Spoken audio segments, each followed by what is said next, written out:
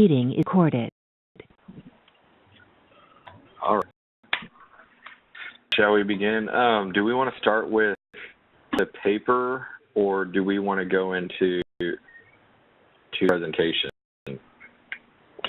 Tammy, can I ask a question just about the paper and my part? So it looks my part requires me to talk to a stakeholder because I'm going to ask them about status quo and alternatives 1 and 2 and get their input. So I don't know if people saw it on GroupMe, but I've phone tag 3 times with the people who are calling me back. So I'll try again early to contact them, and I do intend to write, that feedback and incorporate it into my part of the paper, just so the team will know that I'm looking hopeful. But I'll keep trying. That's good. That's great that you've actually gotten through, though. Yes, that is. It's the Children's Defense Fund organization. They're part of that coalition, which is one of our stakeholders are listed. And so they actually called me back, and they would just raise a phone tag today, so I can get them tomorrow. Be an awesome one to include, so definitely appreciate your persistence with that. And thank you. No worries. Brian, that's all I had for now. Okay, no, that's perfect. Yeah, and I saw the GroupMe, and thank you for following up on that. I almost tackled my 2 people in the hallway. I think one was running from me. I was trying to ask her a question. So I know, do we want to create another Google Doc for the paper? For the paper, I think that's good because ours is getting really long. Yes, we're at 21 pages. I can go ahead and copy and paste it later tonight and email that to everyone. Okay. And I'll just copy the paper portion that everyone's posted so far. Awesome. Yeah, and that way we can. My job, I kind of left to put together and make it. I have a good bit of work to do on it, so just. I am separate on a different Google Doc. I think it'll be easier for you as well. Yeah, I think so. I've kind of cut and put it on a Word doc, but this is that put on the Google Doc that I've just kind of. It's just easier for me to look at it like that. Yeah, I was doing the same, putting on a Word document. Yeah. But have you already started editing? I was saying, if you started editing, then you can make it. If not, I can go ahead and do it. I don't know, make you do double the work. Yeah. Well, I haven't really started editing. I just put it together and kind of started reading it and marking a little bit, but I haven't really edited. Okay.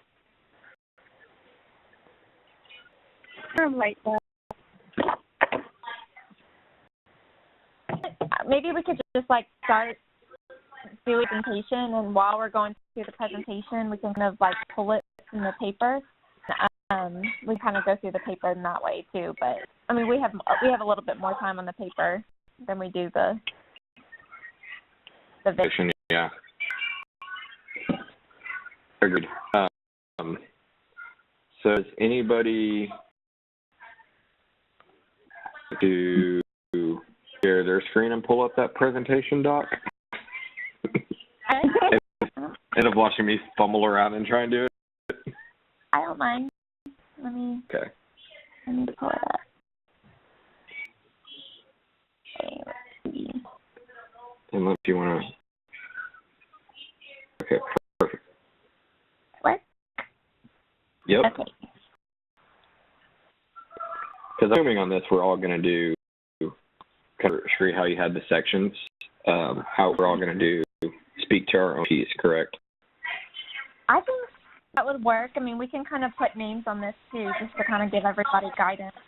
Okay, so let's just kind of go in order. So first of all, we're going to talk about the probably change these headlines too. I just kind of trying to give a base. Because I'm sorry. Can I interrupt for a second? Because I'm on a call, but I'm on a laptop in front of me. where is where how long? Tammy, you're picking up a little bit. It's hard to understand you. I was just calling to see where I can find out that you're about to go over. Is it a docs file or? It's Group me, right? yeah. I think it was just on the group me. I don't know if we put it on the Google Doc or not. Oh, okay. No, I can log into group me and pull it up. Okay. Go ahead. I'm So sorry. Prezi.com, and then I gave my login info. So you guys can we can all log in the same account. So. Okay. Okay. The thing we're going to talk about is the problem. So, I guys want to talk about. So I think we probably many children uninsured. Could we can paste our problem statement in there? Yeah. Is that too wordy? Yeah, I think that's a good idea. Yeah. What it's all about. We might want to keep it more to like Your bullet point. And you can just, whoever has each section just pulls out the pertinent bullet points and puts that onto their slides. But then if you want to read what we actually have written, that'd be fine as far as the verbal portion. Yeah. Be more detailed. Yeah, talk through more details, but for the visual, we just want like. Just thought our problem statement was like one quick in the beginning. But we can 2015, yeah, that's just one or two bullet points. 2015, 182,000 children were under the second highest level in the country. Something like that.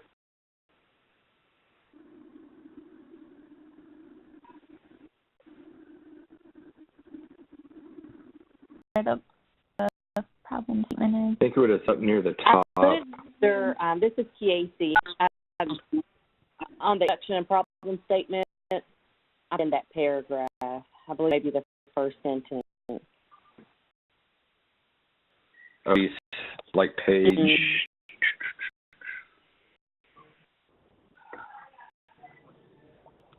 Like redone it at some point, but I don't. Yeah, and I got it off of what we submitted for. Okay, here.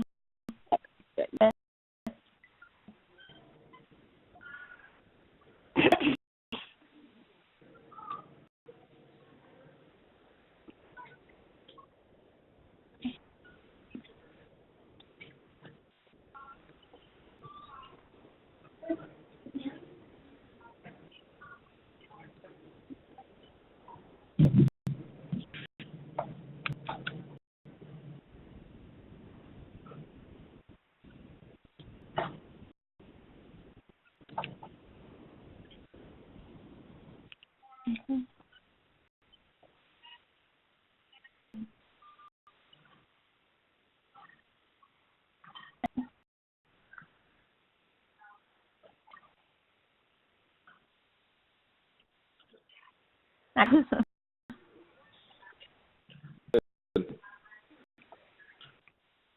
Okay, we can all go back to some criteria.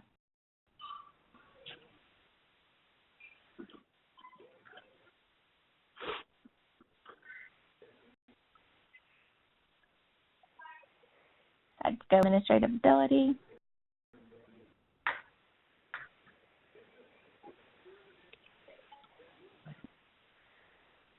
Status quo.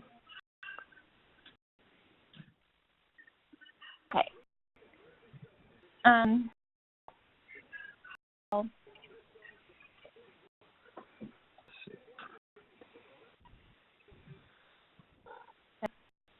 don't know, thinking maybe we could talk about how people currently getting insured, and then we can go into the economic feasibility of each one.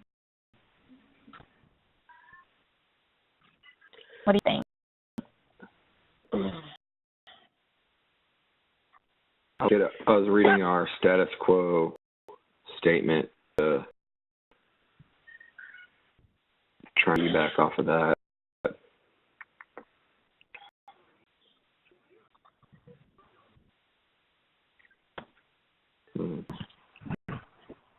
We have in what we submitted.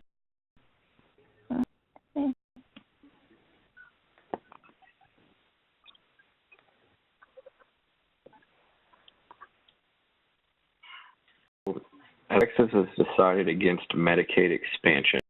Approximately 9% of Texas children are uninsured. So we in the assignment, we didn't put it in the pay. I believe it is in the paper. Jessica, I'm looking at page 9.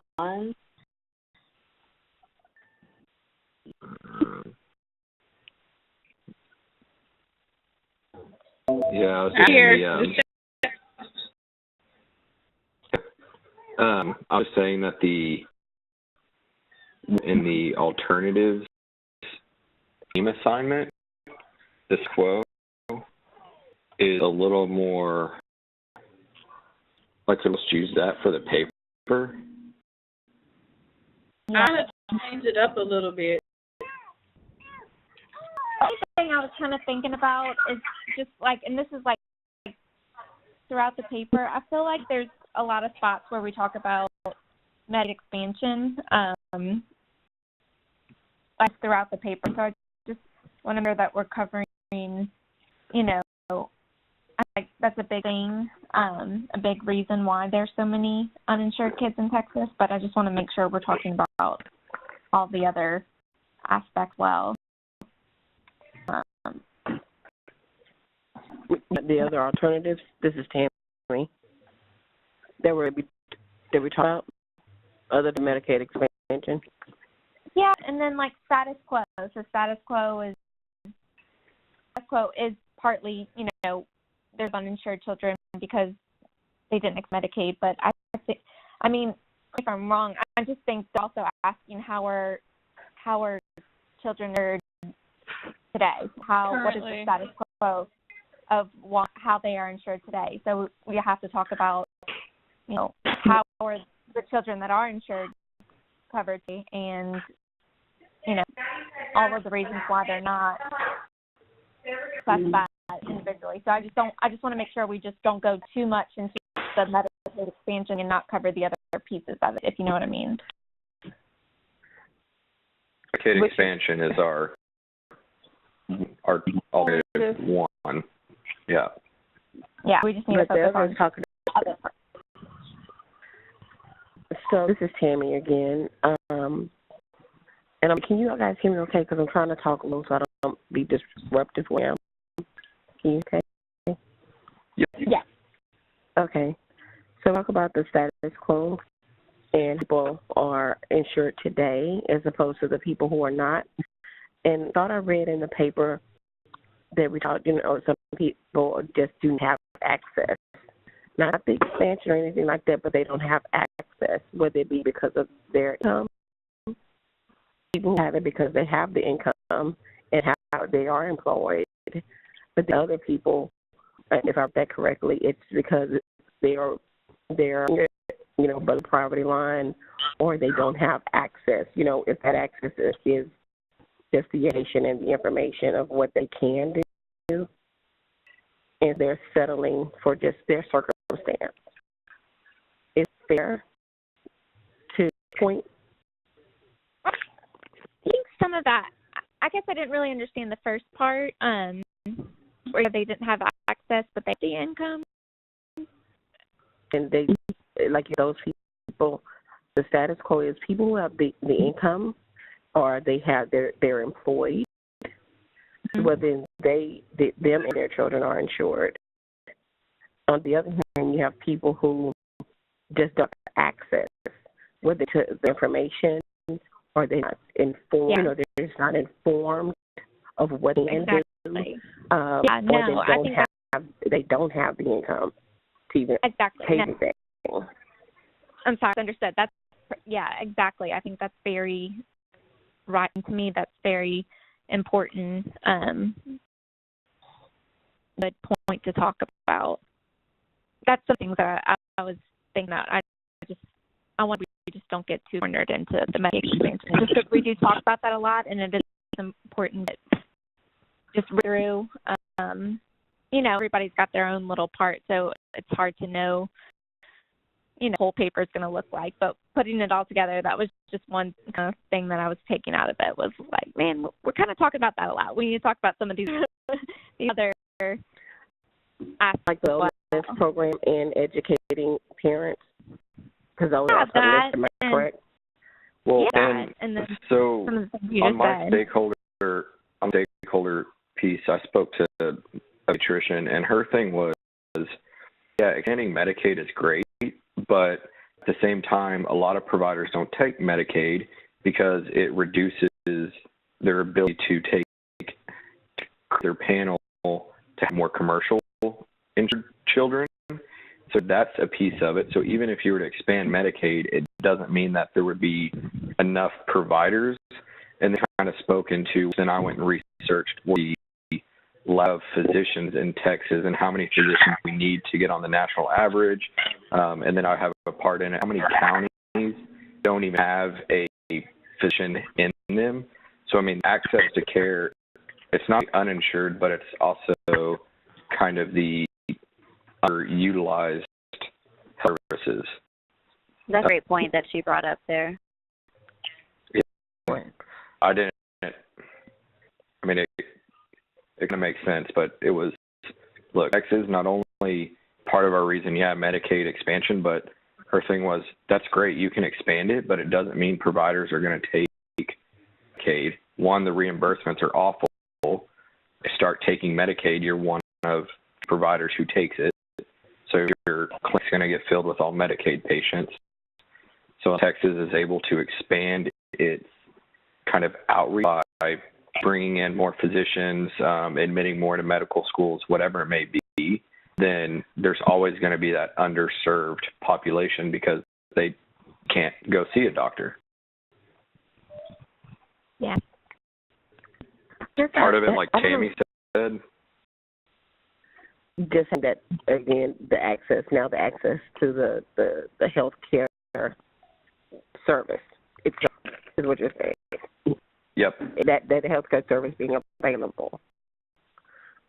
So our status quo is really all those things. We don't expand Medicaid, so don't put more children insurance, but the status quo is also we don't do anything to expand the ability to render these services and provide wellness opportunities for these children and their parents. The education portion and my administrative operability of the Medicaid expansion alternative.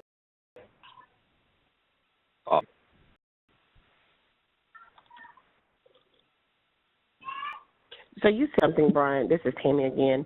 So now we're about, I think, wasn't it only like 13 states that did not expand their Medicare? Right now it's 17. 7? Including like a couple more who added the last couple, right? Like Kentucky the last 2 or 3 years. There's some that are in the category of it where they're in consideration. That's including those.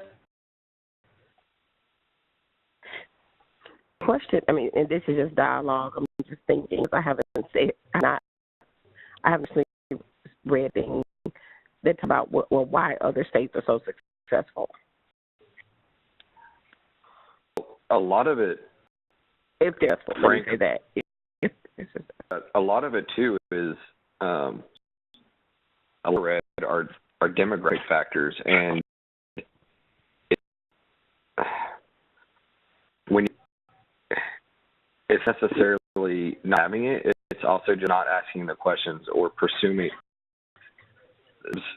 especially down in the valley and things. They assume that they don't have the ability to get Medicaid or to get some of government-funded insurance. That's what a lot of things I was reading. It doesn't sound like even if we expand Medicaid, you still have to get people to sign up. And a lot of people just believe that they want that opportunity.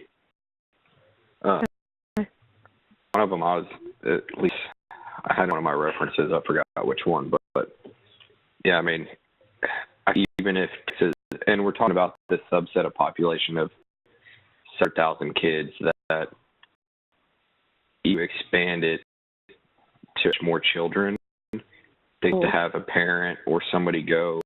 That's where I think our wellness opportunities, wellness programs, community outreach, education, all those things are great alternatives. Not that you can skirt the insurance, but you can at least get the preventative care, the means, all that, where you can create a sustainable, healthy population. We also found in my research that Texas not only decided to opt out on Medicaid expansion, they opted out on assistance programs for enrollment. Yep. I included that also. So to go back to your question, Tammy, one reason a lot of states have been successful is they provided the tools for the citizens to enroll. Okay. Yeah, I want to hear that too. Okay. That's interesting. It's sad to me. Oh, Lord. So let's try and break this down into pieces if we can. Okay, so status quo. So let's talk about the economic feasibility of the way things are today. So a couple points.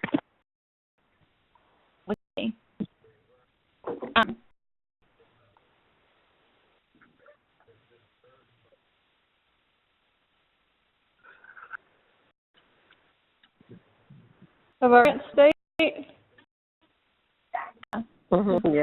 Status quo. So what is the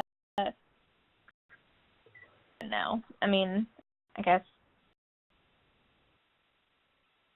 Texas, the comptroller said that Texas declined is because they think that the federal assistance program is going to fail. So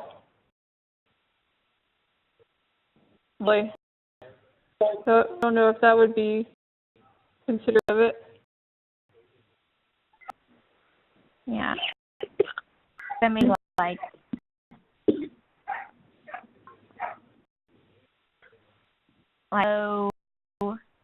confidence.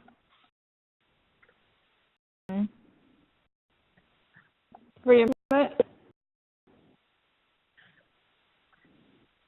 Is that the part that they're saying they think they would fail? I mean, Because right now it's 100% reimbursement, and then in 2020 it declined down to 90% reimbursement.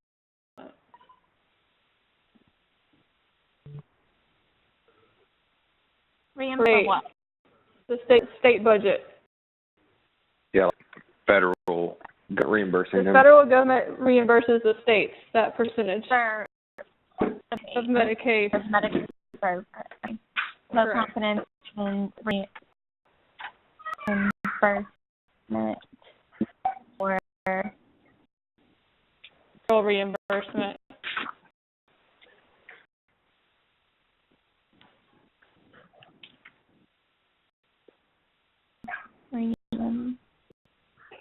for Medicaid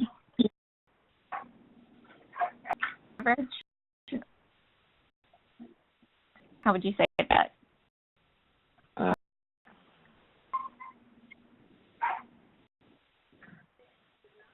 As long as somebody can speak to it, we're fine.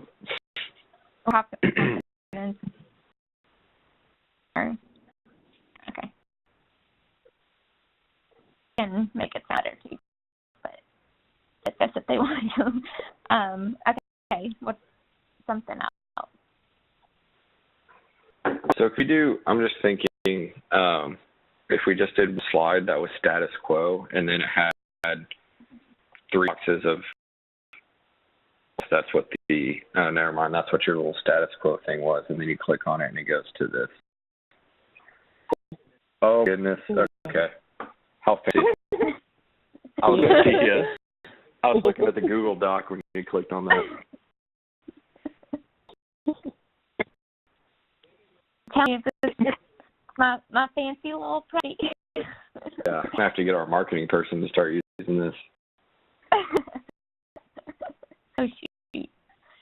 Okay. Other comments on economic feasibility, how things are today.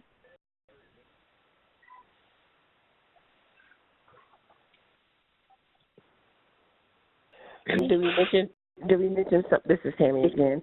We mentioned just the ability to financially support programs in that are economically challenged. I know it's very long, but that's the statement I'm thinking of.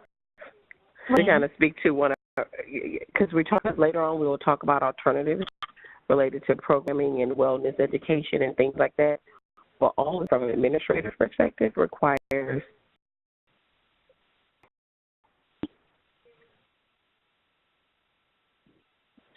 people have to support that type of initiative, or organizations have to support that type of initiative. Yeah. So Well, you talk about like for the wellness programs though.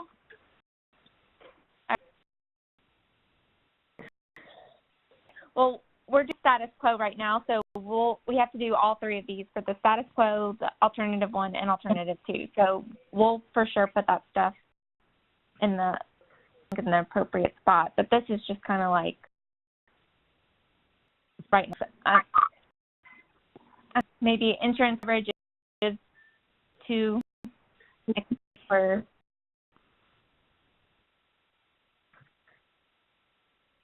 insurance.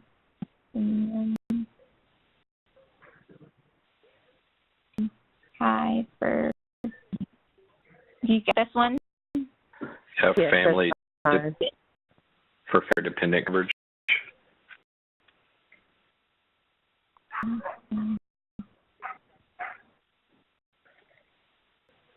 Through enters.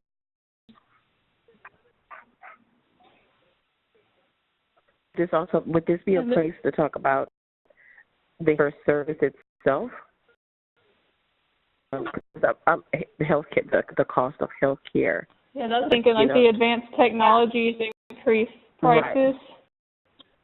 That's true, because Exactly. even if you have the insurance coverage, I mean, you still have to like meet your $6,000 or $10,000 So deductible. it's the increase of consumer-driven health plans has deductibles higher first dollar riskability for the patient. That's what I'm getting at. What the pay? Good job. Yeah, Because that's you have insurance. I go get a procedure and I'm out of pocket like $3,000. I think because of the procedure. Yep. Deductible, high out-of-pocket cost. Out of pocket.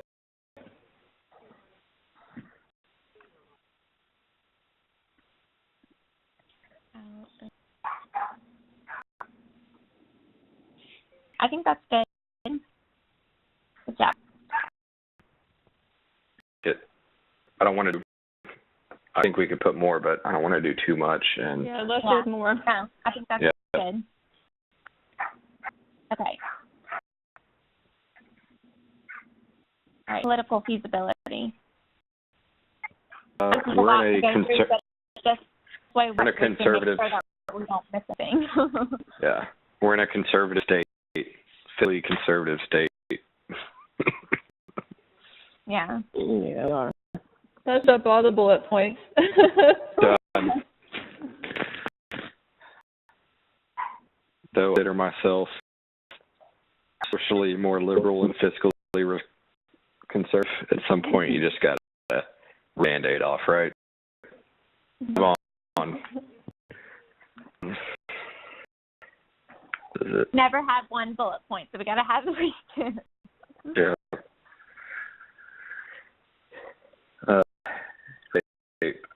not a. What about make the divisive state of affairs? Because everybody's just very anti-care reform and very hostile about it.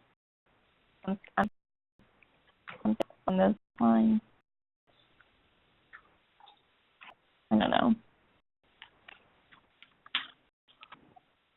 That's gonna think how to word it. Yeah. Like, I guess I'm like, nobody's really trying to make it work, or, you know, everybody's just really frustrated about it, so maybe, I don't know, everybody's really coming together to... Red tape. Too bureaucratic. Word that nicely, though.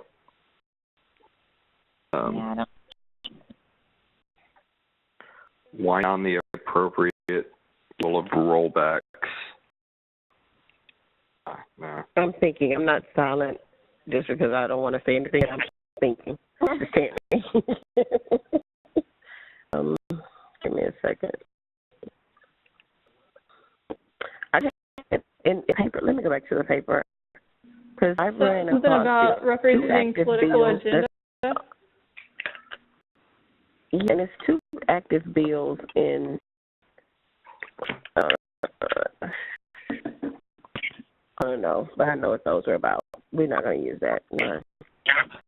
Those were specifically about the wait times for enrollment, so we're not going to use that. It's an issue because the bill has been held up for like a couple of years, but that has a small scope in the grand scheme of things.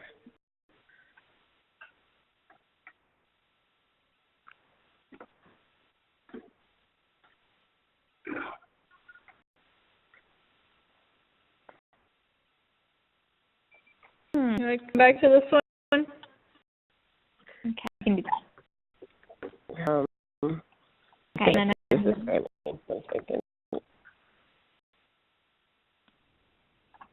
okay, and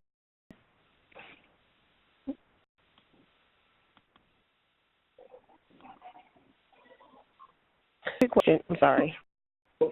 In percentages for your children include any undocumented African Americans, Hispanic Americans, or what was that percentage? Citizens. Question. I don't know the answer to that. I'm thinking politically, that's something I thought because we are so close to the border. I just wasn't sure if that percentage included just, people, regardless of citizenship, or, okay. So, like, politically inability to ensure undocumented Mexican Americans. Or to reconcile for the undocumented population. I'm thinking along those lines. Inability, lack of willingness. Well, that statistic came from the census, so that would be only citizens.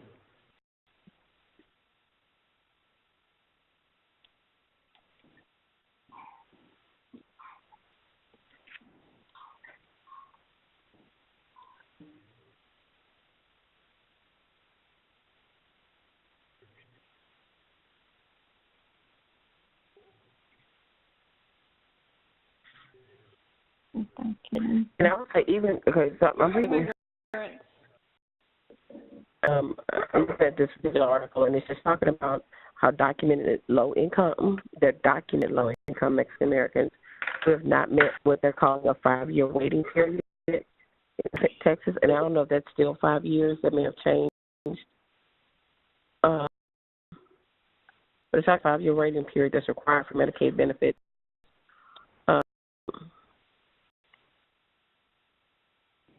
Are the number of retired U.S. citizens? Oh, no, that's not relevant. I'm on the lines of just, immigrants, the ability or right to any type of health care. Basically, what I'm thinking about. No, I think that's a good point because it's extremely relevant, in Texas. So, I'll put that in there for now, and we can kind of make that it's in the best way, and we did if we need to. I mean, definitely a unique part of Texas, so I think that's good. Okay. Administrative ability.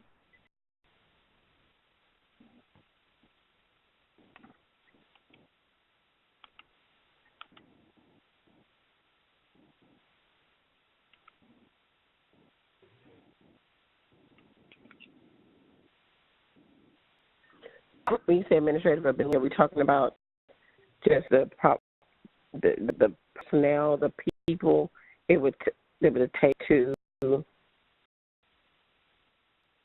type of health care reform in Texas? The ability to do that. Texas opted out of assistance program, enrollment assistance program. What is this?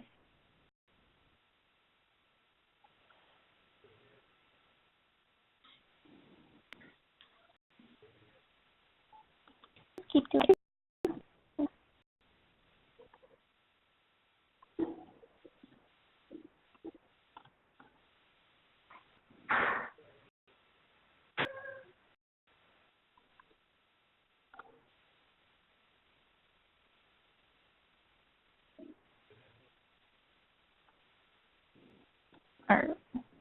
What about this one?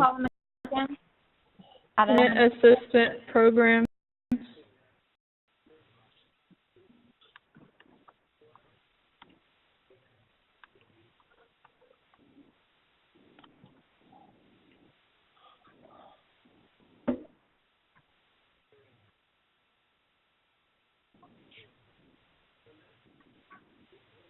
Right. What else we got?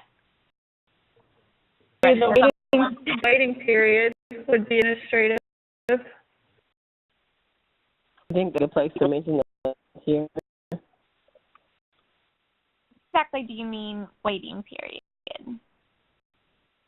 Some states, and of my research, they with the waiting period at all. People can just, go through the process, fill out the application.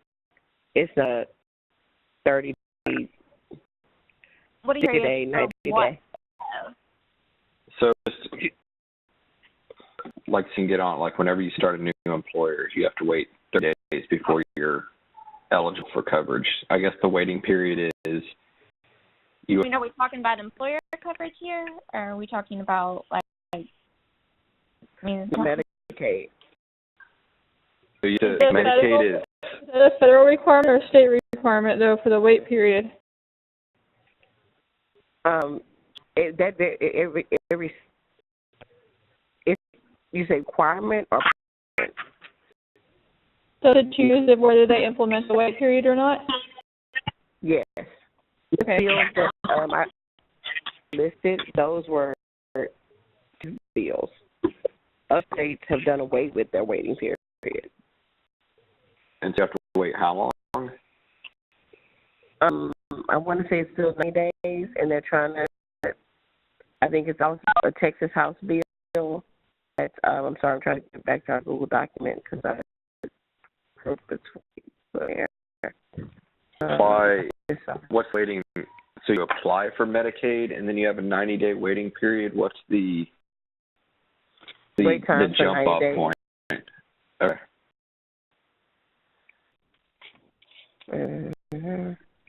I'm just rereading my notes here from the research. What new? Maybe either you get it or you're not. the period can't exceed 90 days. Is how currently stated. And so now there are two bills in that says legislature. One of them is filed by the House, and they're saying reduce the wait period 90 days to 30 days. It's a Senate bill that says they want to eliminate time altogether. So the Senate bills and House bill numbers. Our document is House Bill 1339 and Senate Bill 847. So waiting period, So the waiting period is our bullet point, and then the sub-bullet point is the Yeah, House and Senate bill. 1339. Yeah. And it's the 847.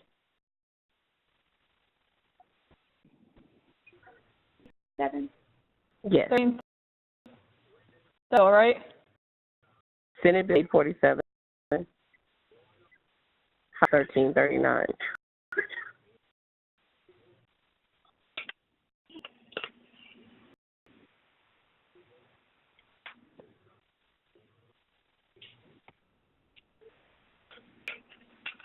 How do you guys want this listed? What point? I'm trying to get back to you. Yeah, Fine. it's going to be fine. Yeah, I think that'll work. Closure. My recording. Okay.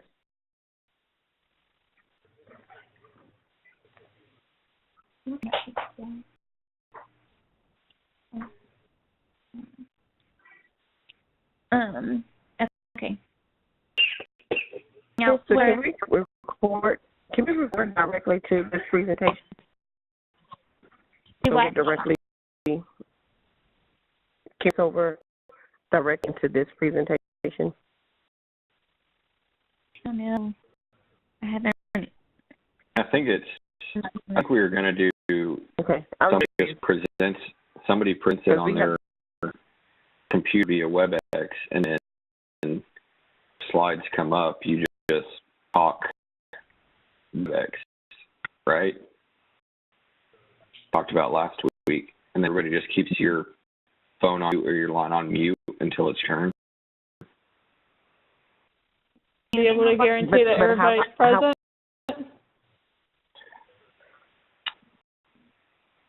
But how are our classmates able to record it? Good response.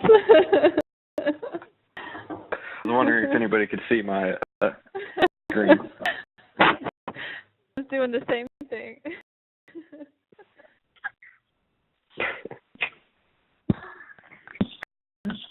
Okay, but we can carry on. I was just wondering how we're going to execute the presentation. That's all. Friend recording them, and then he converts it to a YouTube link, and then you just share the YouTube link. And so our classmates will be able to see the YouTube link. Okay. That'll be repetitive. I wasn't at the meeting last week, so that's my fault. And I think I think the goal is, it says as long as most of the team is available, so what, Yeah, 8 people or what, from but the perspective of who's going to be prepared to take over their slides. I'll do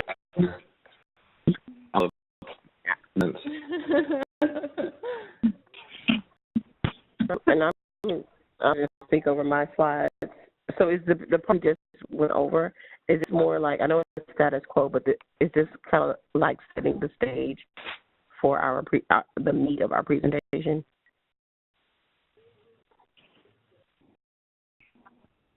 Presentation, you mean? I'm going to say that again. What? I'm all from my power charger. So dead. But you're saying, well, is this presentation for the meat of the verbal? Is it, do you talk about the problem and the status quo? Is that kind of the grand outline, like the grand introduction to lead us to talking about our stakeholders and our alternatives and the inclusion? Yeah. Okay. I'm thinking intro, problem statement, and then status quo with the economic, political, and administrative feasibility. And we do the same thing for alternative 1, alternative 2, and then stakeholders and lessons learned type thing, or conclusion. Okay. Mine on the stakeholders, I think I'd have a pretty decent amount of something to say, but yeah. So you're going to verbalize what you've written in your paper. Oh yeah, absolutely. So make it more of a conversation piece. Yep. Yeah, it's kind of good, like, after going through all of this together, too, like, if anybody feels like they need to add in something, because we make sure that the paper and this match up. Because she, in our meeting with her, she wants this to be a verbal version. So the portion of my paper, and I'm sorry, I'm just trying to make sure I do the right thing. But in my paper is me talking to stakeholders with them, our status quo information, and then talking to them about alternatives when to based on how they were submitted on online with school.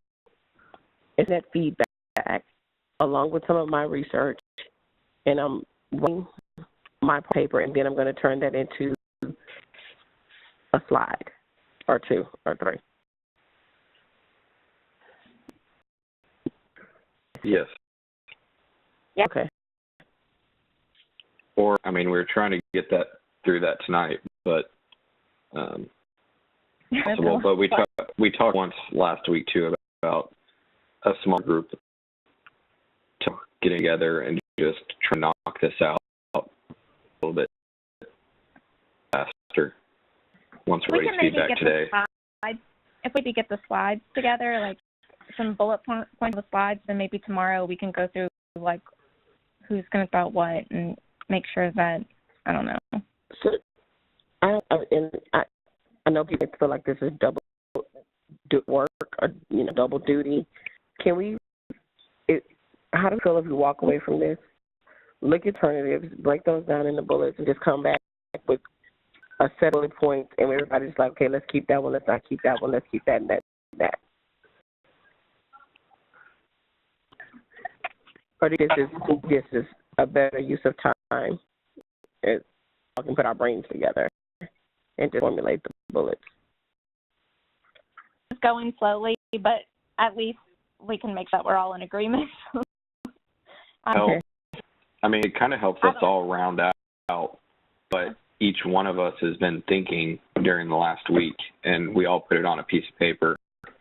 So our first time, too, to make sure we're on the same page with one another, and we know. I don't want to put stuff together and us not know what each other's doing, and then we come up on the presentation and you're like, what in the heck did Brian do? Like, this is nowhere close. Something like that. Great. Let's continue. Yeah, let's continue. We'll go through, put some bullet points, and maybe tomorrow we can go through, like, the talking points that we can make sure are brought up. So, okay. All right. So let's hit up the other 2 alternatives. All right. Political, economic feasibility of the wellness of the alternative 1.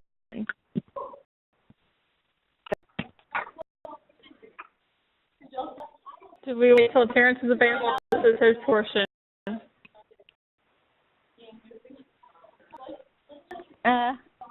I think we can let him add if he wants to, but I don't think we can. Because, I mean, what if he couldn't make it tomorrow either, I mean. Yeah, and I send out another WebEx. So let's see, where's Terrence? Very in. I'm going through the paper. No.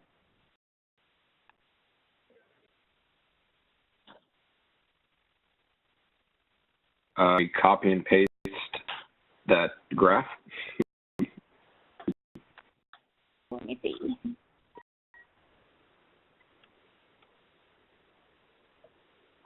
I don't know if it is an economic alternative or economic feasibility, the weight status of children based on the BMI, or a administrative feasibility, because it's hard to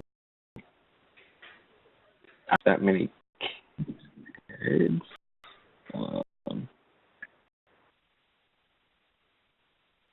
I'd say that's more. Section at the bottom of, I think it's this part where it talks about there's a program that's over $20 million. Like on the left. Yeah, at the very end. Yeah.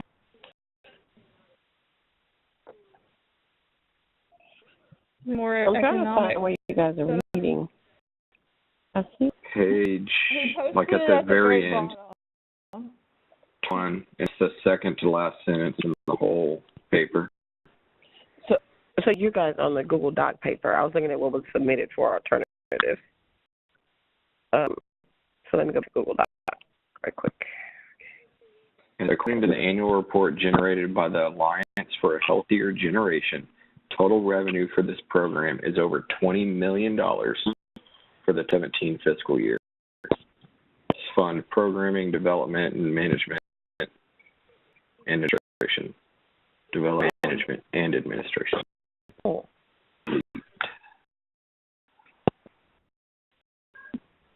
Terrence to go back and insert his citations. Yeah.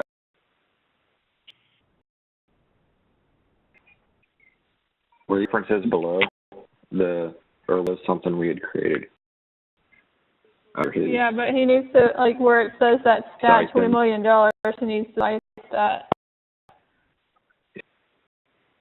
And if we use the chart, we got to cite the chart. She did put a citation there. We put a, but we need to do, like, down below who the, if these are articles, like what from, who wrote them, Yeah. all that. In a format.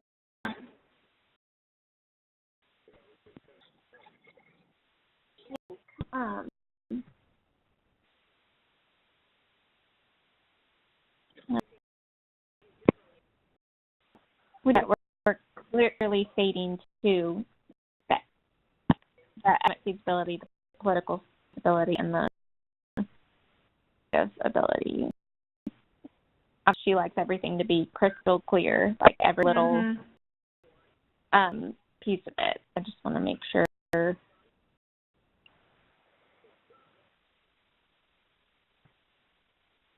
So, If I had to do the bullet points, we could just, this will be a good guide for the paper too. So make sure you have, you know, a sentence or two on each one of these bullet points, you know. We'll check those things. Okay, cost of implementation of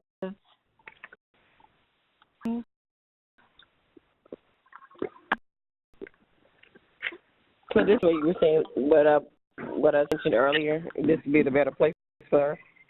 It was a lot of funding to implement programs in communities that serve. Okay. yes, sure.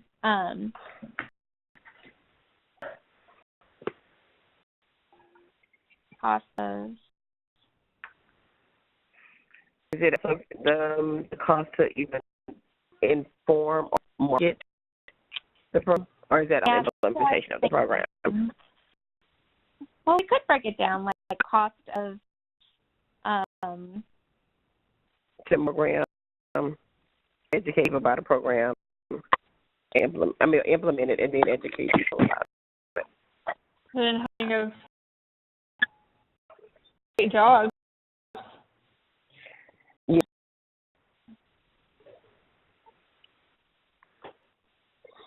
good call out. Yeah. in the community, and then the Guys, I'm going to get off the call, but I have to get off the computer because I'm about to drive. I'm sure you don't want me to drive and the Don't computer at the same drive time. No. But I'll stay on the call and try to think things through with everyone. Would this be appropriate here to talk about positives of it, like how You put like a pro and con section, Sherry. Mhm. that's true. Pro job, creating jobs.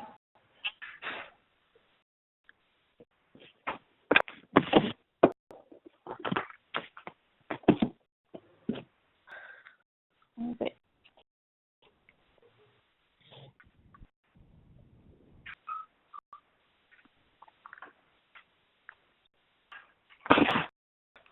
We should talk about the economic feasibility in terms of we don't have all the metrics to prove this, but decrease the number. You know, I just thought about something because I read, and maybe you guys have seen this too in your research. I read where EC, hospital emergency room deficit, if you will, because for bringing in their children for that is like, is minor care. Like my child has a ear infection, but the thing in Current of the state is like high. I can't even remember numbers though, but I could find that. I don't know if that'll be relevant here. Some offer use of care. They don't have insurance.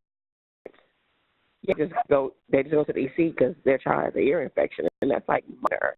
It can be. That would go under the status quo. Ability. yeah,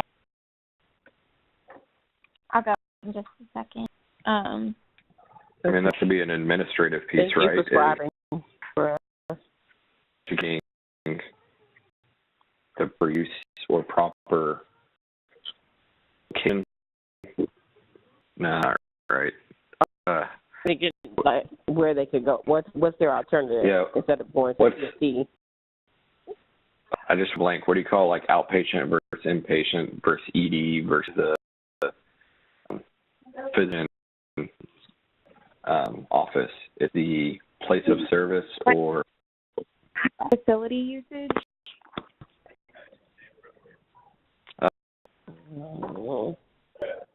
it's like ample use of, I don't know, I went blank off to think of it, but not using the correct place of service. So we're utilizing for not your algorithm.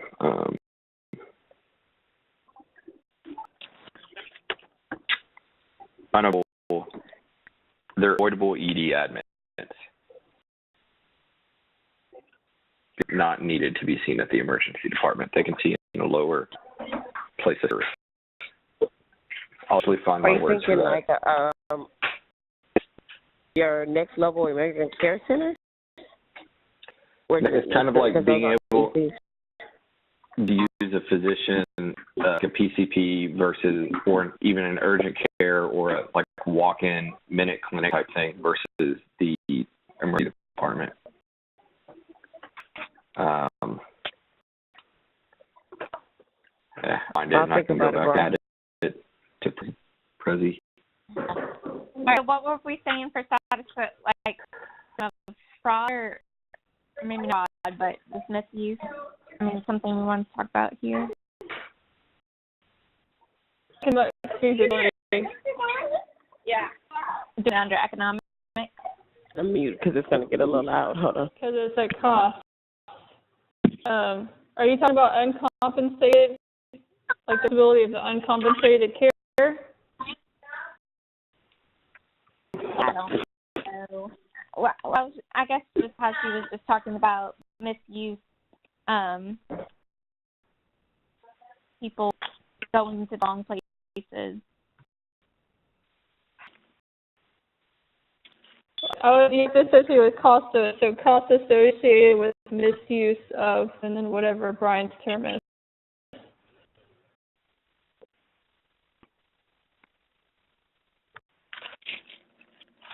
there is a lot of fraud too, right? I mean, so that's probably. Yeah.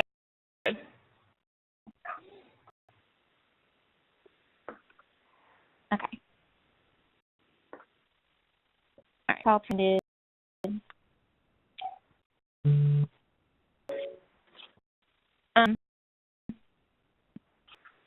Okay. So We could put a pro and con title on those. yes, I can.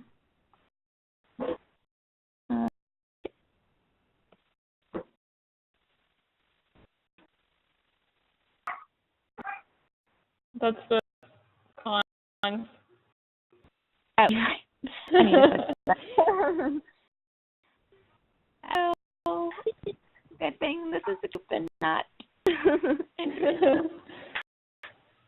Did you read my post?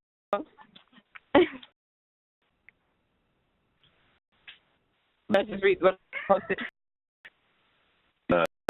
When the call.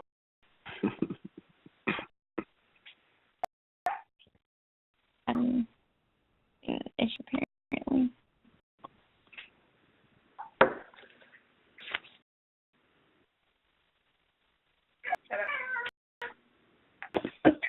I hope this works.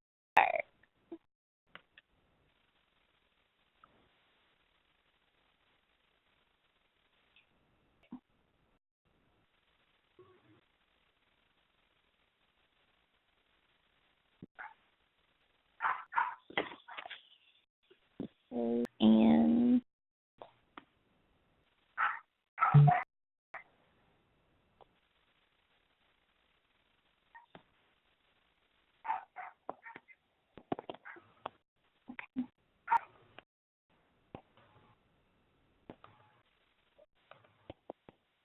Skinner. We have, just think of anything else.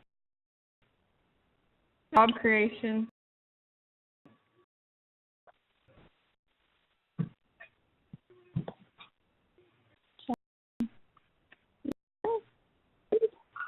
Very true.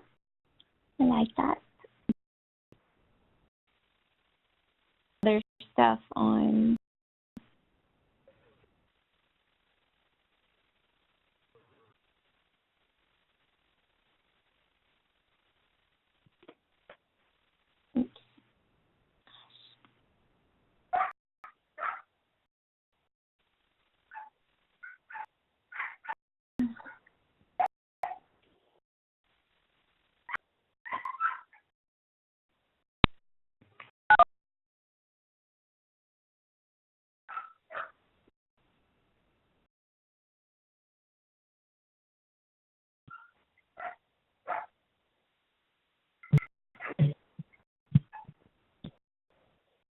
anything now.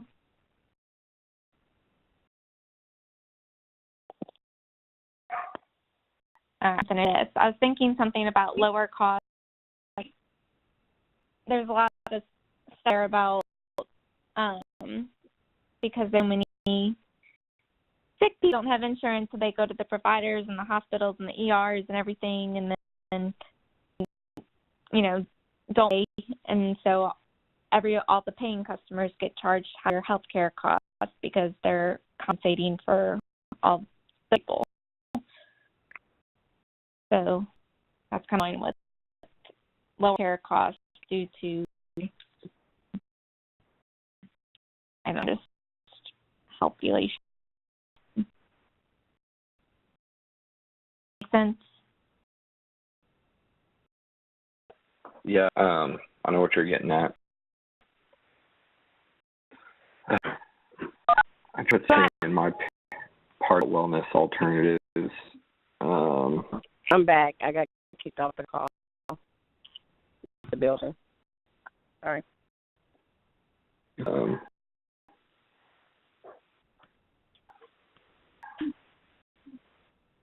Physical feasibility for the wellness.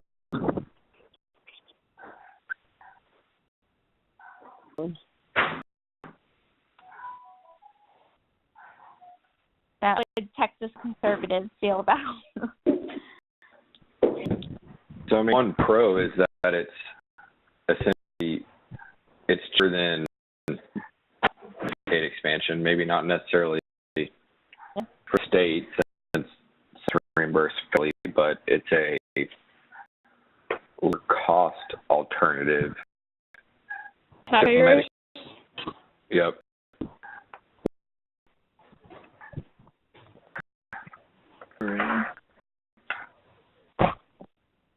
Full insurance program.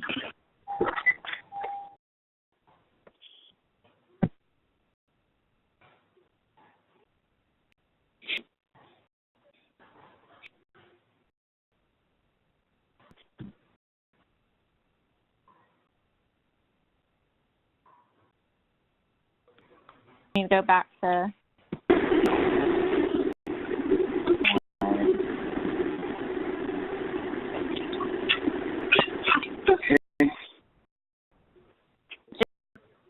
put your link to where we're going.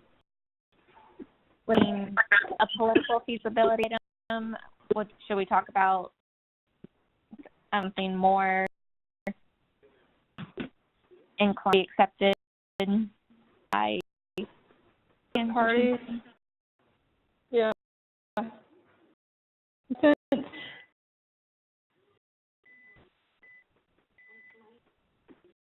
inclined.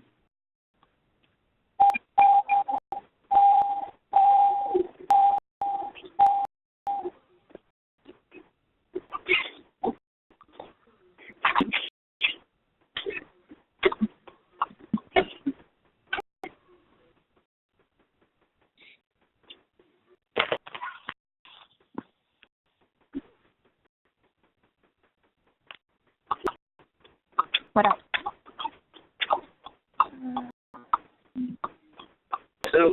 Something that is because it's politically appealing because it's specifically outreaching my.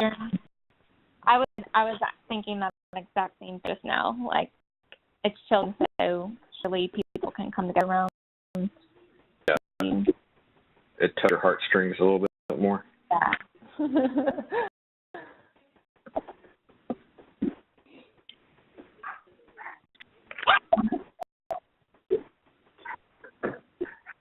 The nature of child.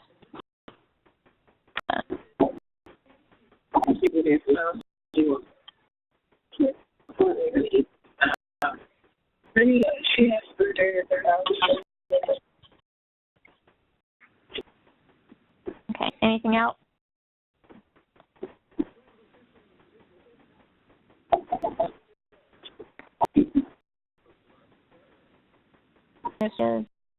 Ability. This would, wellness and programs are a little bit more difficult just in the nature of those who are providing the service, whether it's clinical dietitians, some of it's maybe a little harder to employ. It's a little like standardized method execution, I guess. Is that what you're trying to say? To get on the same page? Even a professional type job versus getting people to go sign up. Yeah. Yeah. Skilled workforce. Yeah, there you go. Work with a more skilled workforce. Yeah, that's good. I would say it's going to be difficult to standardize it across state school districts. So school district compliance, I guess, would be to narrow it down. And then hard to outreach the rural areas.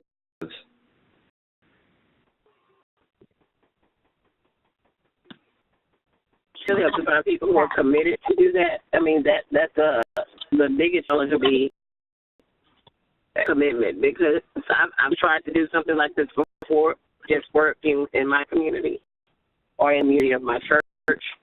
And there was a lot of concerns for safety. So I don't know if you even go that in depth. They're going to be looking at their budget, so they're going to want to know what financial incentives they have.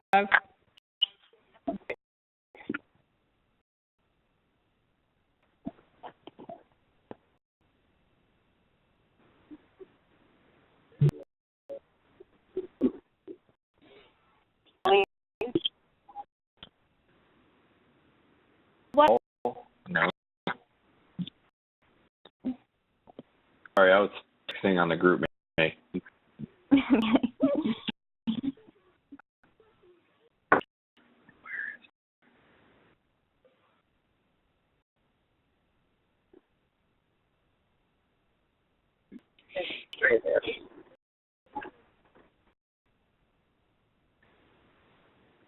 When I think about what all the organizations that's listed under the coalition, all of them are nonprofits.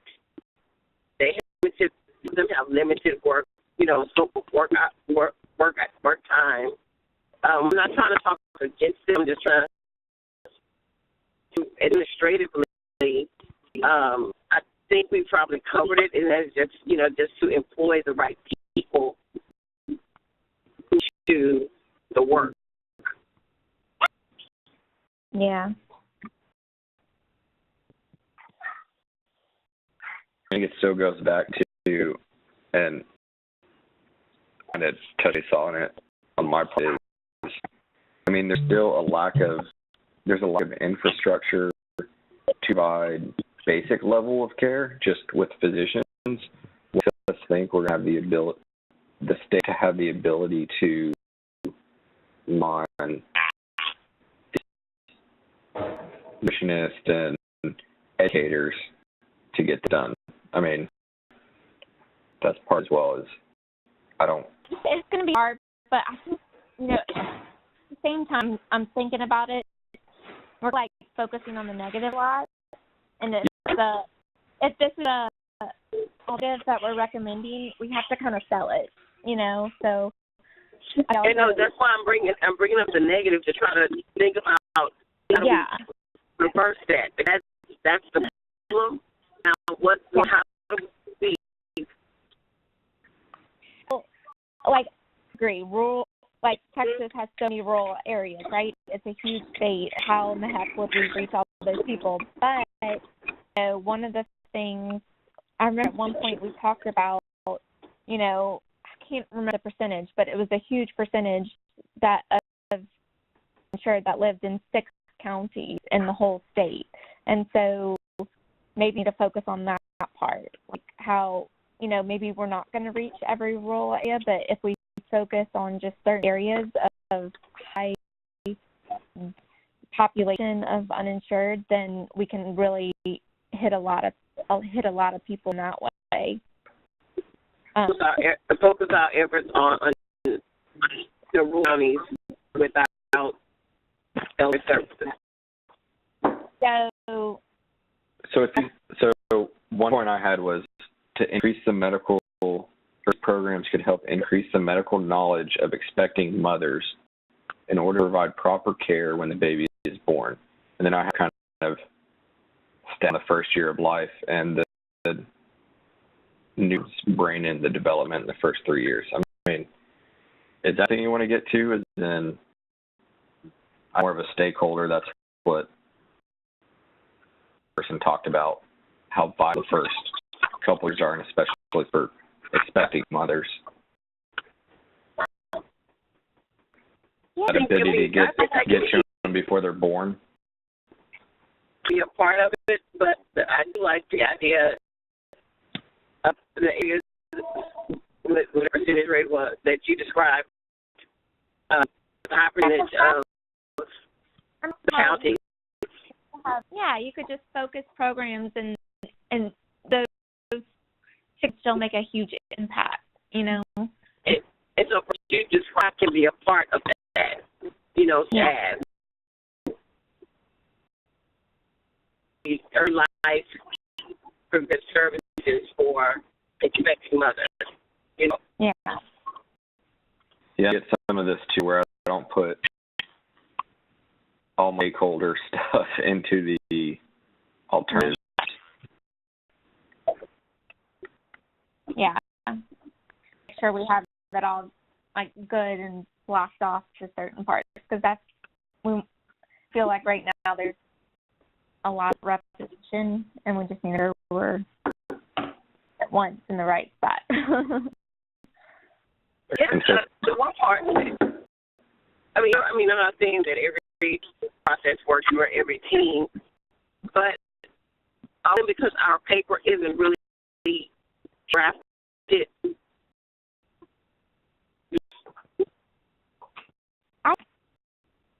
I think that, you know, Because one or the other has,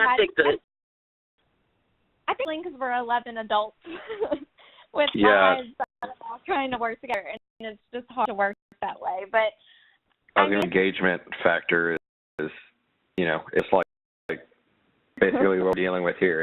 It's difficult, and 11 adults with families and family full-time jobs. Yeah, I don't know. I think like whether we did the paper or the presentation first, either way it was going to be difficult. But I do think now that we did the presentation, the paper's going to have to be edited a little bit, because, I think whichever one you did first, it was going to be a challenge. And we're going to have to work at it. Yeah, I can see me struggling with my baby over here now. I got two of them upstairs. I'm one running around and another one on the way, so I think I'll similar phone to tell my wife to get out of here earlier. Like, I'm on a webcam, you better. But no, I agree. Chicken or the egg thing. Yeah. Okay, and I'm just asking because I don't know if we need to put more focus and research to really writing our paper and taking components. In first ways, I think where it's easy to pull out your bullet point when you constructed your paper. I'd say, and just in looking through all this, whether it's Heather or Terrence did a pretty good job. Even Bernetta has some good. I think the research component of it, good. I think we have stats for days on here. Maybe it's too much to back up our points. I don't think we have lack of information. I just once a week we do some stuff over GroupMe. We're shy. Some people aren't. It's just it's difficult when you're doing these things on phone calls for 30 minutes, an hour a week, and we've only done it for 5. I think all over the place, and is what it is. Okay. Progress though. We just gotta keep going. We just gotta power going. We'll get there. Yeah. Are we moving on? I had one for that, but I don't know whether it would fall under the administrative, because I know that organizations are more willing to work with preventive and wellness as opposed to problem or Yeah. What kind of organizations? Things.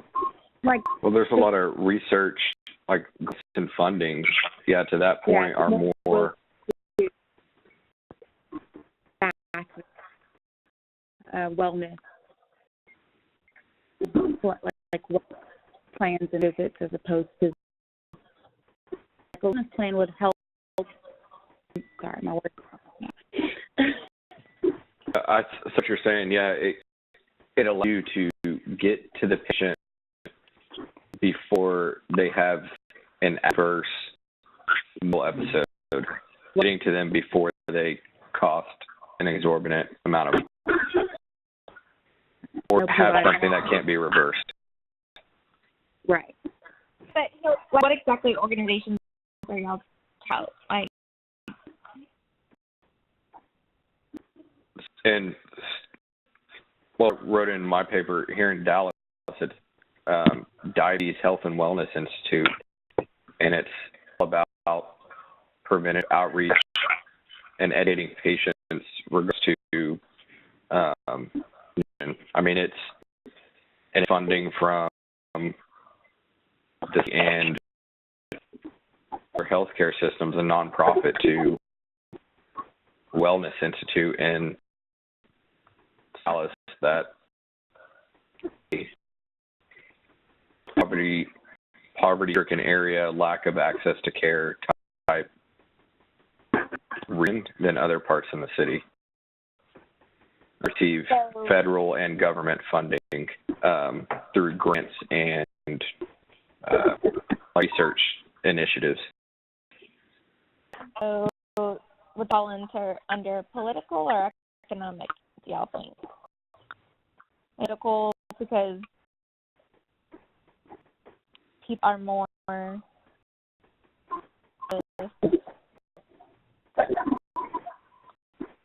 I know.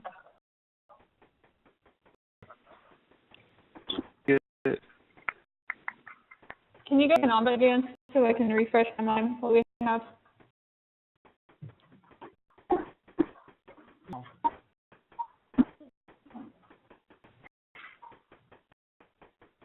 If you're talking about grants and stuff, I would put it under economic. Under Okay. I would say HCO, advanced funding or something like that.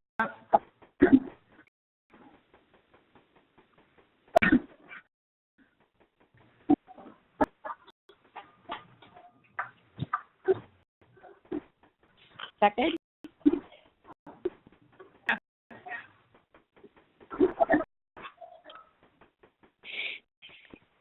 Yeah, I'd say political feasibility or even economic. Some of this, well, you have the opportunity to get to the private sector. Political feasibility, even the opportunity to fundraise,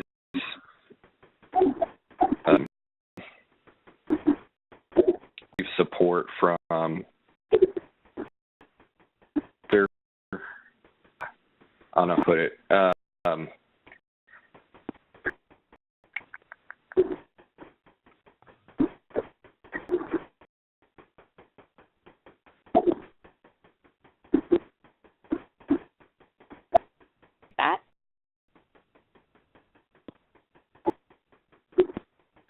that worked. I mean, it's whoever has to present this needs to be able to kind of expand on it and kind of talk through it. So Once we do this tomorrow, go and we make some like so each bullet point, just like type up some quick like notes for the person speaking to just make sure that they hit on. This is going to need to incorporate it into his paper also.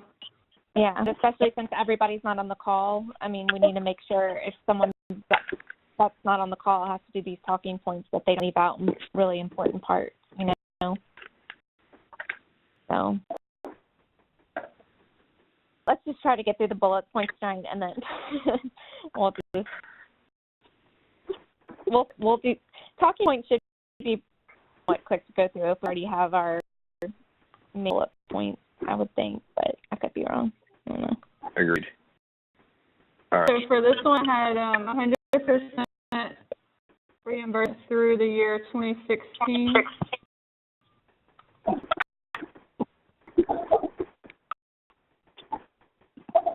Or I'll put it, to minimize it, just put federal funding.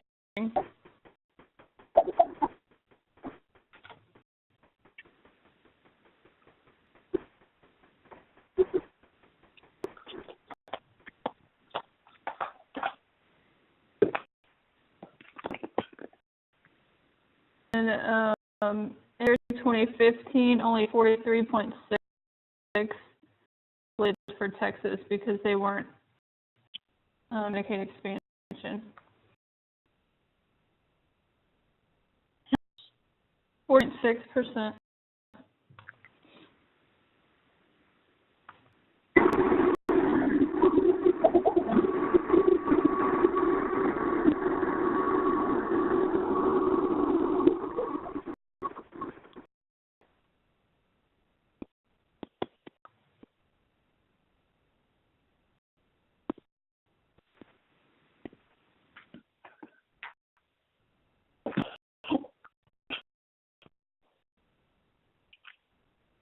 And another positive effect is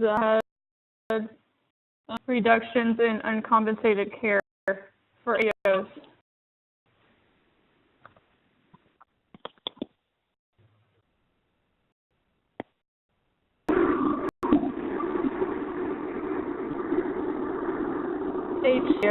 Healthcare. Healthcare organizations.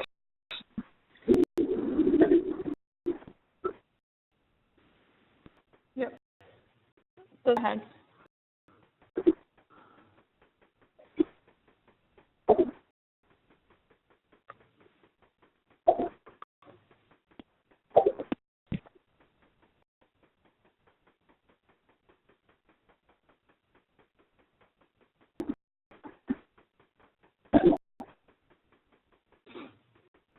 Which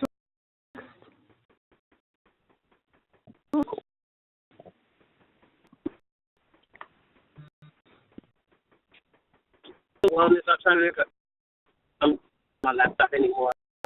Or is it trying Yeah, Medicaid expansion now. okay. Figure it out. Right. I couldn't really find much political, so I was just talking about gains and well, I'll put that under.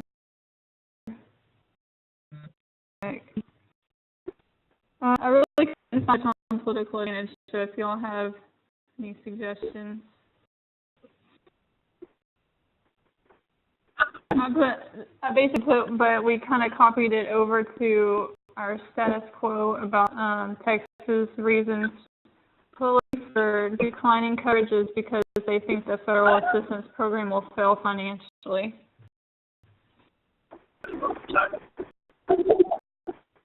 You can delete it from a different slide. Then I can, it's probably on the group me. Dang it. I don't think it's on the doc. On the Google Doc, a coalition stakeholder. I think I think it's in group me. Let me see if I can find this. Last week.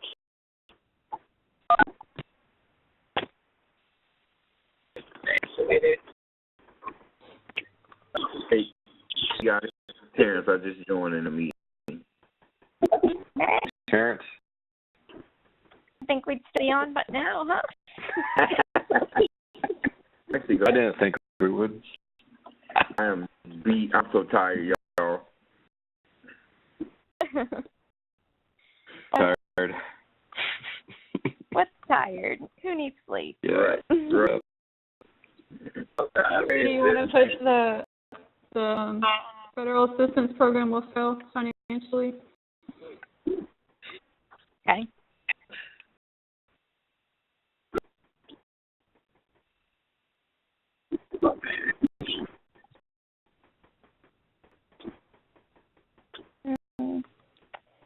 Federal program.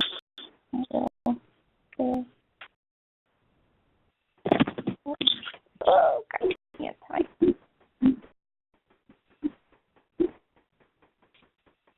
Not capitalized, I don't know.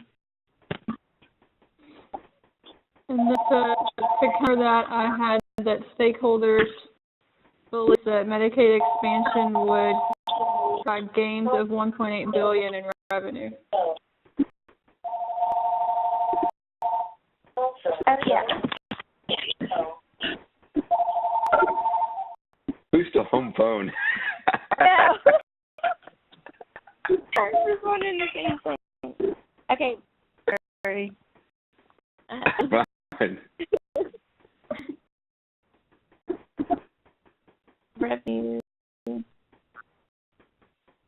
I mean, I guess, is that how I should say it? Stakeholders believe. Stakeholder argument or stakeholder position, and then I'll just discuss it.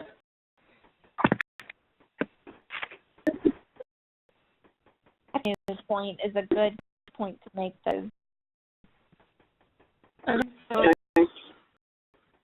The thing I was looking for, we've already discussed this. Okay. Put stakeholder assessment of $8 billion revenue.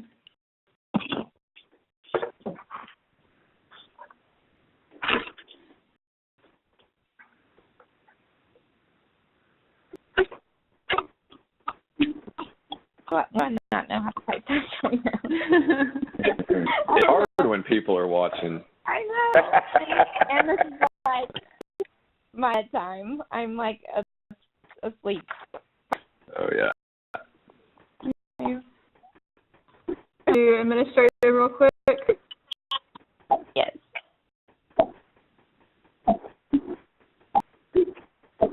So, Texas, as I mentioned earlier, Texas opted out on enrollment programs. Oh, yeah.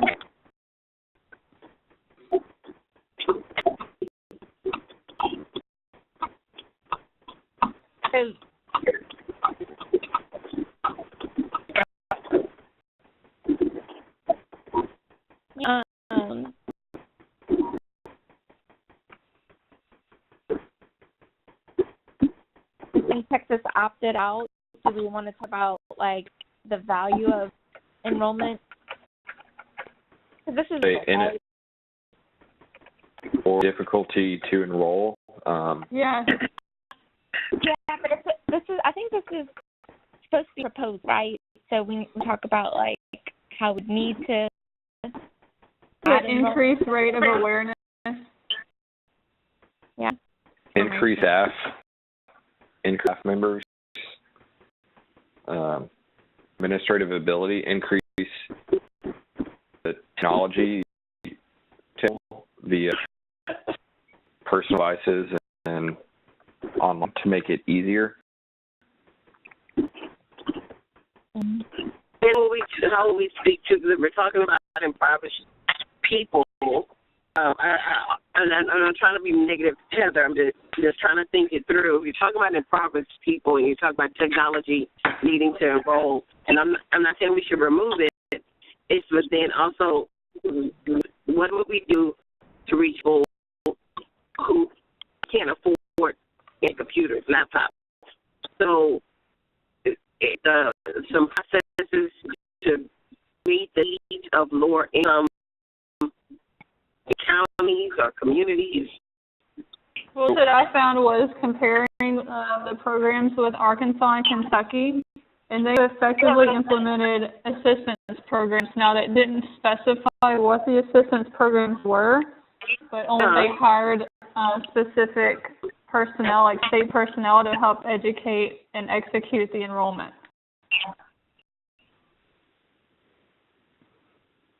The term enrollment assistant specialist. There was technology involved as far as a person required to have internet in order to enroll.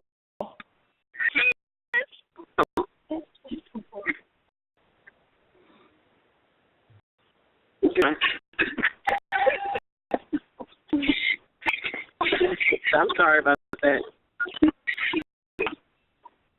What else is that?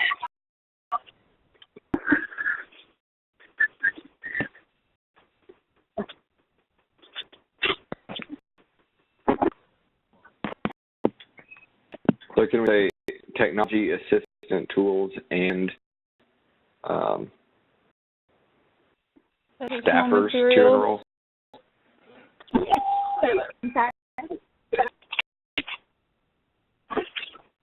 What else did you guys? Hey you guys, I'm sorry to be that guy, but if you're speaking, could you put yourself on mute and make this go a little bit faster?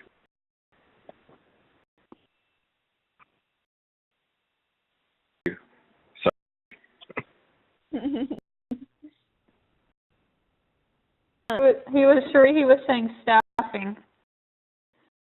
Oh, staff.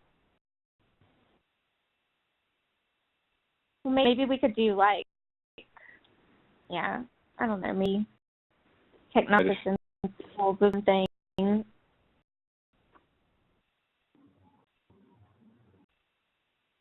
then, Use technology to better identify those that need to be outreached.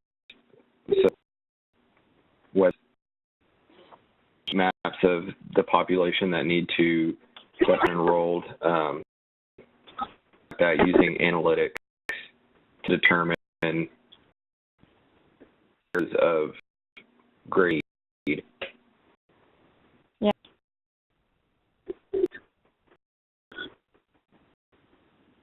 Or to help identify those that are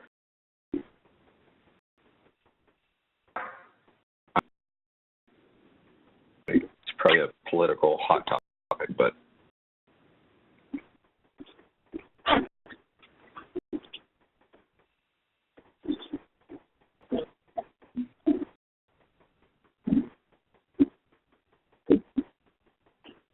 Would we say anything about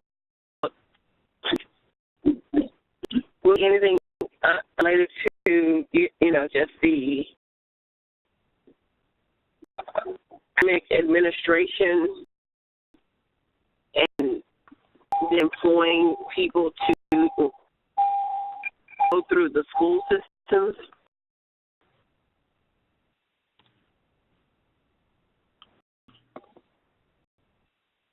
I heard of communities in school.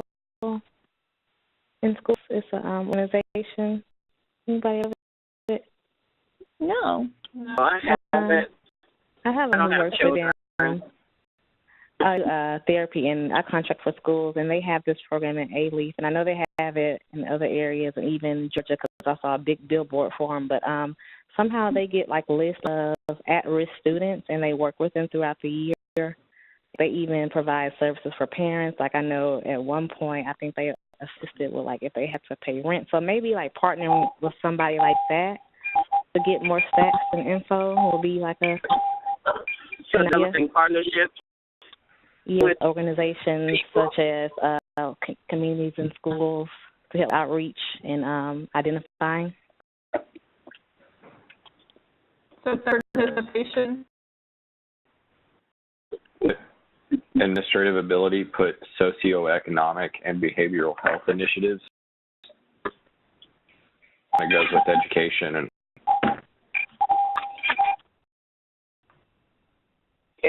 educators got the detail under that. But I agree with what Brian said. The blitz. But it can be a talking point. Initiatives and third party, everything you guys just said. So you got this? You feel good? We're going to stakeholder analysis numero uno. Say, Brian, that you wanted me to put on here? Oh, I was talking about talking about the communities, but the awareness for socioeconomic and behavioral health parents, just because like we fight people a lot of times who go in to eat for stomach pain, and it's really heavy anxiety because they feel like they can't pay rent, do this and that, and provide for their children, and or unfortunately times the children who have high stress and anxiety because they don't know when their next meal is going to be. Yeah. It's like so it's all under identification, though. Yeah, well, I'll put that. I'll tie that into the identification of eligible children. Yep. So if you feel good, then yep. We can move on. Yes.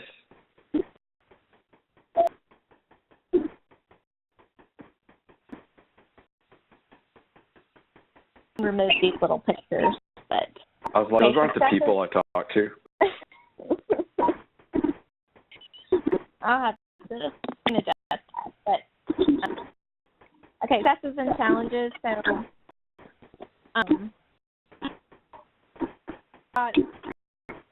what we could about, one is using our network contact. I'm sorry, what topic are we on? Stakeholders. And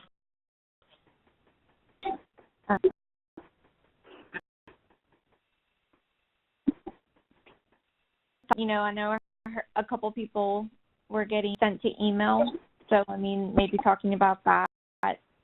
Did they give you all Heather? They said because you weren't in their county thing. Yeah, referred me to contact my own representative. Point. Can they speak representative outside of your county?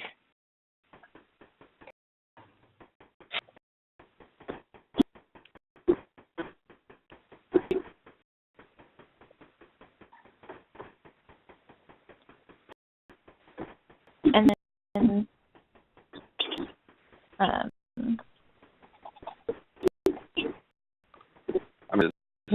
Education, right?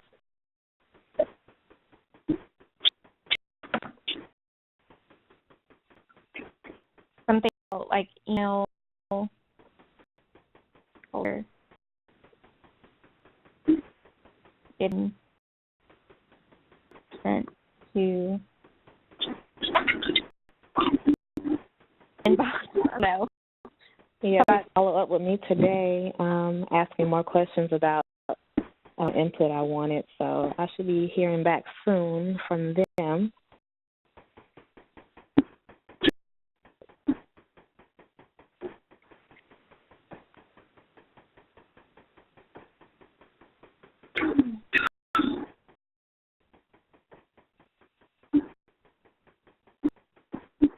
I don't know. Oh, You say you heard back from 2 people? They didn't have a choice. But really, as we grew, for me, it was buying those potential stakeholders. I kind of wavered to once we got out our alternatives. Stone, that kind of changed who else I needed to outreach to. I could do Humana tomorrow.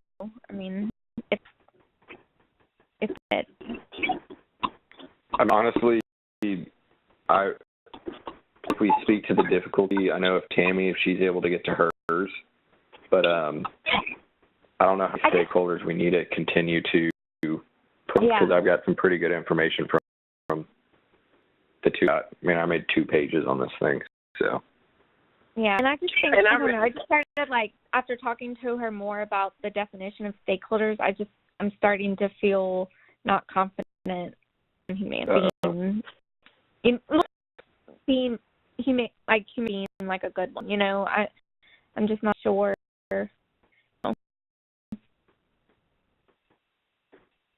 One thing is we can, it's good with me, I had enough info. If my one of them was she's a pediatrician.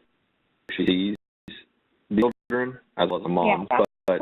Then the other one I have is she's the vice president of our Health and Wellness Institute, which is a institute earlier that outreaches the at-risk community with nutrition and wellness. They have farm stand events, all these things, in the food desert of Dallas, to educate and provide assistance.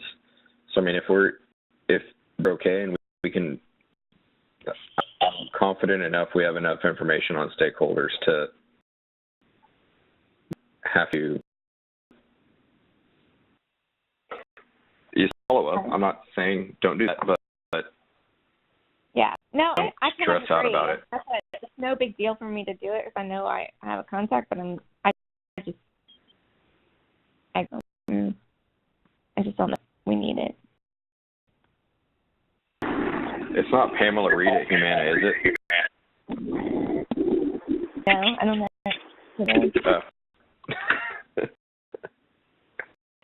Is she in? She's the like Texas area account manager representative, whatever you call her. Reed. She may have an office here in Dallas, but I think she has a secondary office down in Houston. She covers this area, but it's mostly the MA person. Oh, I That's part of it. I know the employee benefits people.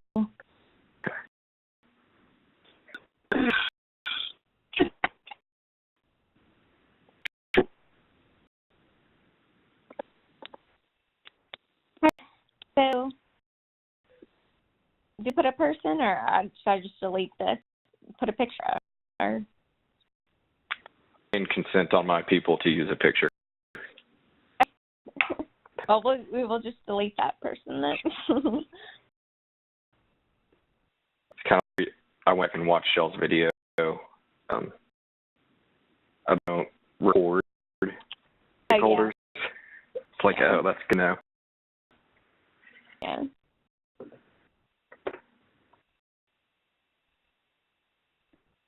Okay. You want to do this, or do you wait? We can. What do you want to go through? I'm almost home to be back on the computer. We can. Whenever we get back on, we can go through your stakeholder. We can go through mine, just kind of lessons learned. Okay, this person. So it's Dr. Karen, but it's Katheryn Levy. Sorry, say it one more time. Catherine, Katheryn Levy.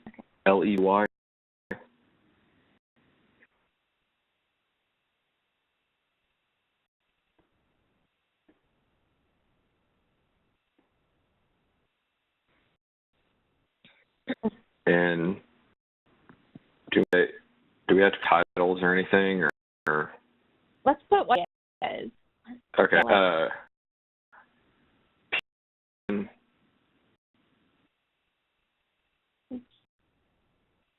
On the American Medical Board, something called it out earlier, but she's also a board of care organization based in population health and value-based care. I don't know if we put all that, but it's probably nutrition's good enough. We might just put her qualifications here, and then you can talk about it, but that's why they're, put maybe qualifications, and then leave the rest to just verbal. I think you should type out the board. Of what? Read full name. Board of a local medical care organization in Dallas, Texas, and probably it's referenced in the paper. I don't think you can see to it.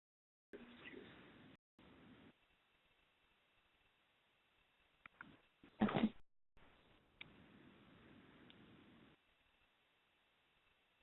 And then.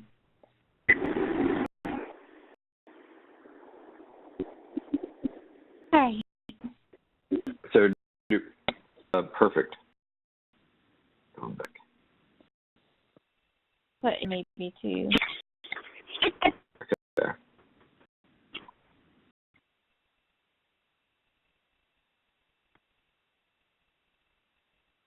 Okay. At YN. YN, yeah.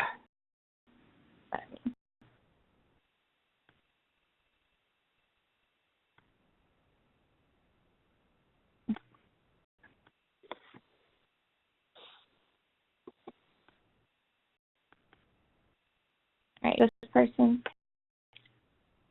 It's Julie, JULIE, GRIMM.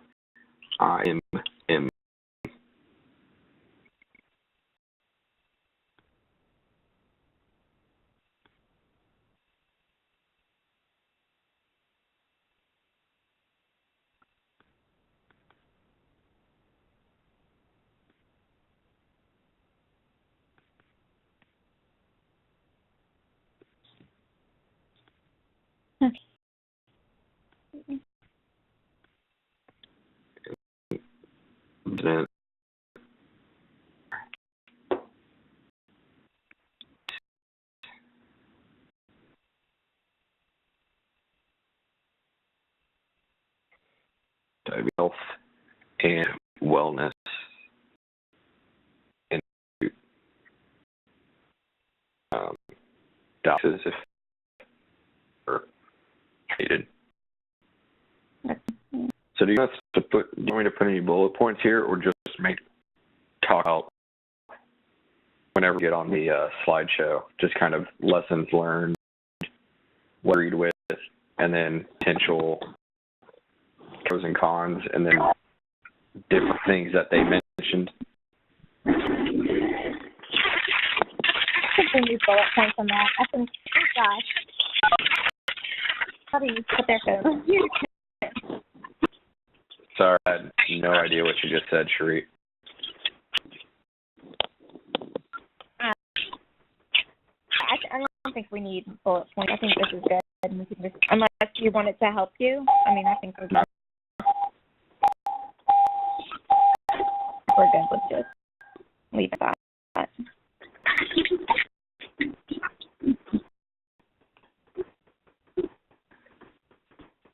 So the thing we have is our Yeah,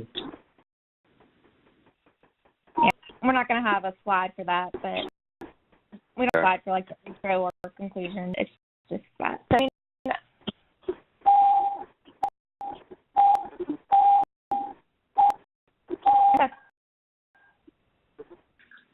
good. That's what it looks like. I think it'll be blessed out some more once we really have a chunk of a paper. This opinion.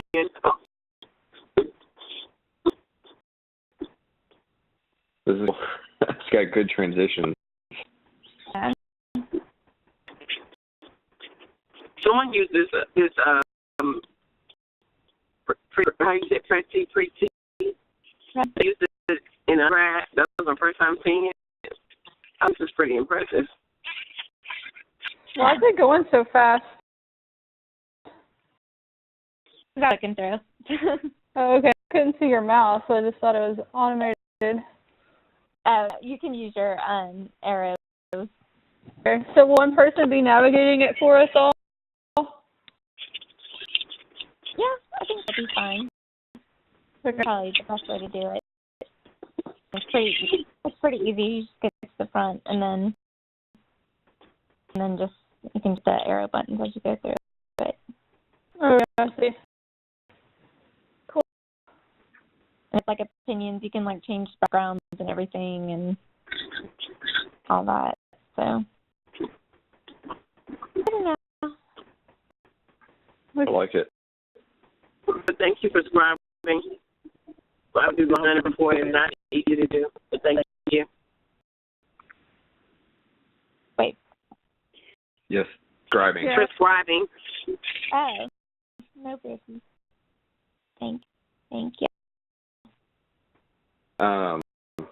Do we test it all tomorrow? Sure, to get on something with you, and if we want to go over the document and start to put it together and edit, anything like that, the paper, let me. I can easily make myself available. I mean, there's a lot of work that needs to be done on the paper, but I mean, I don't expect to do it before we do this video by any means. That's fine. But I definitely think we need to do more work. I don't think we're ready to hop on a call on Wednesday and record. I agree. No. To touch base 30 minutes tomorrow, just want so people who know what they're all told to go over. Yeah. Is Terrence on the call? We added some bullet points for him. Yeah. We added a couple bullet points on your notes. I was going to go in and check and see what was going on that too. But since I came late, I didn't want to interrupt y'all on y'all group. Yeah, we'll check later. You can reference the slides. Okay, we'll do. And remember, this is 8 to 10 minutes. y'all think? Do you think we should stick with Wednesday for the video? Do you think we can, or do you think we should push it back? I mean, what else thought? What was the question? Push it back. I'd like to go for it, but I don't. You think we're going to be on Wednesday? Agreed. I want to make sure that everybody. I hate to say that, but I kind of feel that same way. I want to make everybody's. How to push it back though until we know everybody's availability for a different date. Yeah, I was gonna say need to make sure everybody can attend. We got to be able to have 8, 9, 11. Well, I won't be after Wednesday. I won't be available. This is Get to go to country or something, right? Out of the country. Yeah. This is Amy, and I'll be available whatever day I need to be available because, I travel and things like that, but I'm available whatever time we say. So we can do that. So we need to get a group going on what time. I still like to touch base either tomorrow or Wednesday. Maybe Wednesday is a better day for us, everybody to work tomorrow. I think we maybe, if we could take off tomorrow and everybody do some more work, look at their bullet points and maybe even make revisions on their paper if they need to. And maybe Wednesday we go through all of our talking points for our meeting on Wednesday, and then more work will be done. When you say look at our bullet points, that's why I'm so confused. I realize what we just did. We kind of did it off the cuff. That everyone who's writing on something is incorporated in this PowerPoint. Correct. The paper and this presentation just need to mirror each other. I think there's a couple points in here that aren't included in the paper. So we just and I think we brought them up in these points because, some of the points that were brought were just that they're important, but we can't talk about it in the presentation and it not mirror our paper because we're looking at that. So I talked to my stakeholder about the status quo, alternative 1 and alternative 2. And that when you say 1 and 2, it's order in which they were written and submitted. It's that kind of feedback. And now I'm going back to the PowerPoint, alternative 1, and possibly incorporating what Loader spoke to. No, just be to your stakeholder piece. And so, for instance, and just so you know, in talking to the stakeholders. We'll write it right here. Yeah, I talked to the stakeholders, and I just said, well, one, kind of here's what we're doing, just so they knew what I was asking them. But it's way too many uninsured people in Texas. They need to not expand Medicaid, do some of these things. We're going to be worse off in 10 years than we are now. And they're with all of this, so I didn't have to go into too much detail.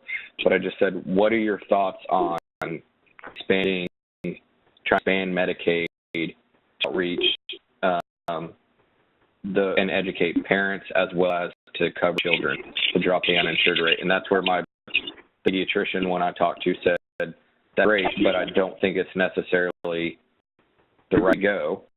And the other one I talked to, who's all into wellness and preventive, she latched on to the wellness alternative. Not like you're going to get to talk to who's going to give you more feedback on a certain topic, right? That's kind of how I left it and let them drive the conversation.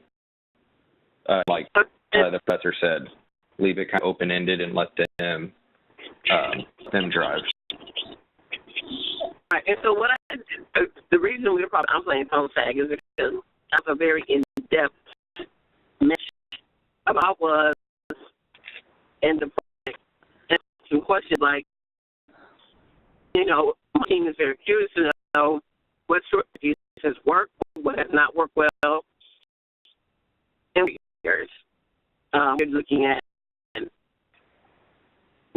support for being related to uninsured children. So there's voicemail on the left. And No. the way I'm sorry. I was that's great, and that's why last week I changed the 2 people I was going to reach out to because it was made specifically clear that one, we needed to try, and we had any luck outreaching anybody yet. So I knew I had to find somebody who would give us some verbiage on all of this. And so that's why I reached out to mine, which a very different situation because I had that relationship with them. But continue to try, and then you even document. I left a detailed message, and they got scared. You know, that's a part of it too that I don't have in this analysis that need to be written up. You say this is the person. The call I made. They have a local charter, if you will, and she called me back, and she said, "I'm going to send you to Austin to the head of our policy, the policy department associated with uninsured children." So that was Cindy, I believe it was Cindy. So I called her. She called me back. I called her back. That was her calling me back. She said, I do want to talk to you, so we're going to keep trying. We're playing phone tag. So, work out. I'm first thing in the morning as soon as I get to the desk. That's awesome. Perfect. Thank you so much for working on that so hard. Good people, this is Tammy. I might be signing off at this point. So good. All right, I'll go ahead and send out an invite Wednesday, 7:30 again, because that's our go-to time, and then at that we'll try to lock everybody in for a date.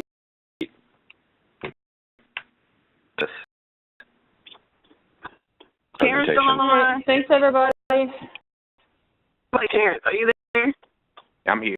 This is Tammy. Under on the doc paper, you put 2 bullets under my topic, suggesting to people to contact.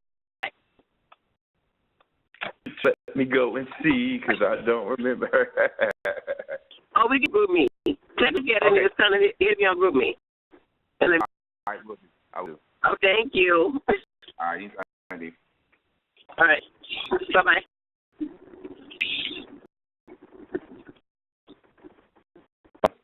Bye. All right. Bye. Bye. Thank y'all.